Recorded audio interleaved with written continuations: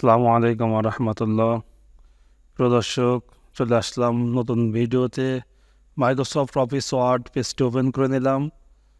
আজকে আলোচনা করব ইনসার্ট মেনু থেকে চার্ট নিয়ে।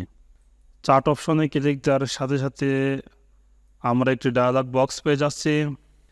বাম পাশে প্রথমে আছে টেম্পেলস নামে একটি ফোল্ডার আমরা দেখতে পাচ্ছি। এর আন্ডারে আছে column, line, pie, bar, area, stock, surface, dot, bubble, radar, অনেকগুলো চার্ট রয়েছে এখানে। তো আমরা আমাদের প্রয়োজন মতো বা পছন্দ মতো যে চার্টটা আমাদের পছন্দ হয় সেই চার্টটা আমরা এখান থেকে সিলেক্ট করে ওকে বাটন প্রেস করার সাথে সাথে আমাদের মাইক্রোসফট অফিস ওয়ার্ড পেজে চলে আসছে। পাশাপাশি আপনারা দেখতে পাচ্ছেন এমএস এক্সেলের একটি পেজ এখানে ওপেন হয়েছে, অর্থাৎ এই এক্সেল পেজের সাথে এটা সরাসরি সম্পর্ক। এখানে যে চারটা ক্যাটাগরি দেখতে পাচ্ছি, আমরা এখানেও ক্যাটাগরি দেখতে পাচ্ছি। এখানকার ভ্যালু চেঞ্জ করে দেওয়ার সাথে সাথে আমাদের এই চার্টের ভ্যালুগুলো পরিবর্তন হয়ে যাবে। তো আমরা তার আগে চার্টটা সম্পর্কে একটু ভালোভাবে জেনে নিই। আসলে আমরা এই চার্ট বিভিন্ন পত্রপত্রিকায় এবং পাঠ্যপুস্তক বইয়ের ভিতরে আমরা দেখতে পাই। তো আজকে আমরা নিজেরাই এই চার্ট ড্রয়িং করব এবং আমাদের ইচ্ছা মতো আমরা কাস্টমাইজ করে সাজাবো। প্রথমে আমরা দেখতে পাচ্ছি চেঞ্জ চার্ট টাইপ। চার্ট টাইপে আসার পরে আমাদের যদি এই পূর্বের চার্টটা পছন্দ না হয়, আমরা আমাদের পছন্দ মতো যে কোনো চার্ট এখান থেকে আমরা ইনসার্ট করে নিতে পারবো।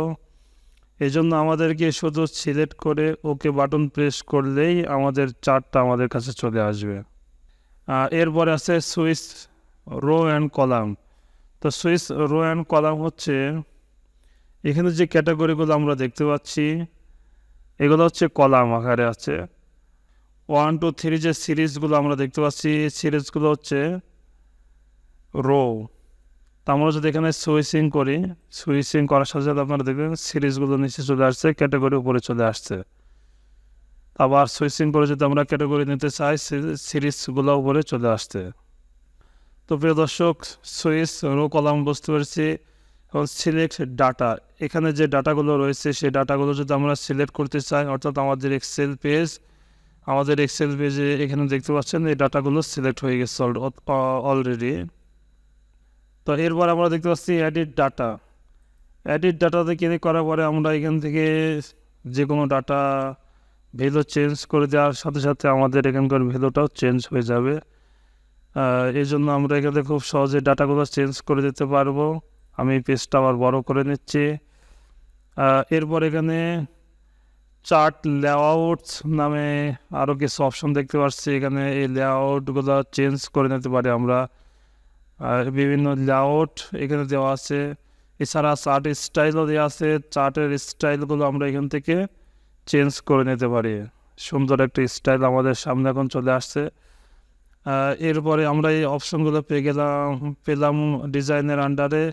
এরপরে লেআউটের আন্ডারে আমরা আরও কিছু অপশন পেয়ে যাচ্ছি। সেগুলো হচ্ছে current selection, insert, label, access, background, analysis. প্রিয় দর্শক, এখন আমরা লেআউটটা একটু দেখে নিই। লেআউট থেকে আমরা পেয়ে যাচ্ছি current selection, insert, label, access, background, analysis. তো আমরা কারেন্ট সিলেকশনের ভিতরে আমরা প্রথমে পেয়ে যাচ্ছি চার্ট এরিয়া। এখানে এই বাটনে ক্লিক করার পরে আমরা অনেকগুলো অপশন এখানে দেখতে পাচ্ছি। Plot area, horizontal, category exit, chart area. তো আমরা এই সমস্ত এরিয়াগুলো এখান থেকে সিলেক্ট করে নিয়ে আমরা কাজ করতে পারবো। যেমন এখান থেকে আমি বর্ডার, ফিল কালার থেকে সলিড কালার দিয়ে দিচ্ছি, একটা সলিড কালার দিয়ে দিলাম। আপনারা দেখতে পাচ্ছেন যে চার্ট এরিয়াটা সম্পূর্ণ ব্ল্যাক কালারে চলে আসছে। আমরা এখান থেকে বিভিন্ন রকম কালার বা বিভিন্ন পিকচার, ইমেজ যেগুলো দিতে পারবো, গ্রেডিয়েন্ট ফিল দিতে পারবো, সলিড ফিল দিতে পারবো। আর নো ফিল দিলে আর কোনো ফিল থাকবে না। তো তো অটোমেটিক সিলেক্ট আছে। আমরা এখানে পিকচার যদি দিতে চাই সেক্ষেত্রে এখান থেকে সিলেক্ট করে আমরা বিভিন্ন স্টাইলের এগুলো দিয়ে দিতে পারবো। প্রিয় দর্শক, যদি আমরা পিকচার দিতে চাই ফাইল অপশনে ক্লিক করার পরে আমরা ডায়ালগ বক্স পেয়ে যাচ্ছি। এখান থেকে যে কোনো পিকচার সিলেক্ট করে ইনসার্ট করলে পরে আমাদের পিকচারগুলো চলে আসবে। এখানে ঠিক সে colour, line style, shadow, 3D format, alignment, এই বিভিন্ন অপশনগুলো আমরা এখান থেকেও পেয়ে যাচ্ছি। তো এইভাবে এখানকার বাকি অপশনগুলো আপনারা দেখে নেবেন। যেমন হচ্ছে এখানে সিরিজ 1, সিরিজ 2, সিরিজ 3, এখানে সিরিজ 1, 2, 3, এই যে 1, 2, 3, 4 4টা সিরিজ রয়েছে। তো এই সিরিজগুলো এখান থেকে সিরিজের কালারগুলো চেঞ্জ করে বিভিন্ন স্টাইলগুলো এখান থেকে আমরা দিয়ে নিতে পারবো। রিসেট টু ম্যাচ স্টাইলে ক্লিক করার সাথে সাথে আপনারা দেখতে পাচ্ছেন আমার এখানকার সমস্ত ইফেক্টগুলো রিসেট হয়ে গেছে। আমি কিবোর্ড থেকে আনডু করে দিলাম Ctrl+Z দিয়ে। তো প্রিয় দর্শক, এই চারটা সিলেক্ট করার পরে আমরা লেআউট থেকে কারেন্ট সিলেকশনের কাজগুলো আশা করি বুঝতে পেরেছি। এবার ইনসার্টের মধ্যে থেকে পিকচার ইনসার্ট করা, শেপ ইনসার্ট করা এবং ড্র বক্স। আমরা এখান থেকে যদি যে কোনো লেখা লিখতে চাই এখান থেকে ড্রয়িং বক্স থেকে আমরা এখানে লেখাগুলো অনায়াসে খুব সহজে লিখতে পারবো। শেপ, যদি কোনো শেপের এখানে আরও প্রয়োজন হয় আমরা এক্সট্রা শেপ এখান থেকে অ্যাড করে নিতে পারবো। পিকচার নেওয়ার প্রয়োজন হলে আমাদের পিকচার অপশনে ক্লিক করার সাথে সাথে ব্রাউজার চলে আসছে, এখান থেকে আমরা পিকচার ইনসার্ট করে এখানে পিকচার বসায় নিতে পারবো ইনশাআল্লাহ। চার টাইটেল, কি টাইটেল আপনারা দিতে চাচ্ছেন এখানে চার টাইটেল যদি দিতে চান আমরা এখান থেকে যে কোনো একটা টাইটেল লিখে দিতে পারি।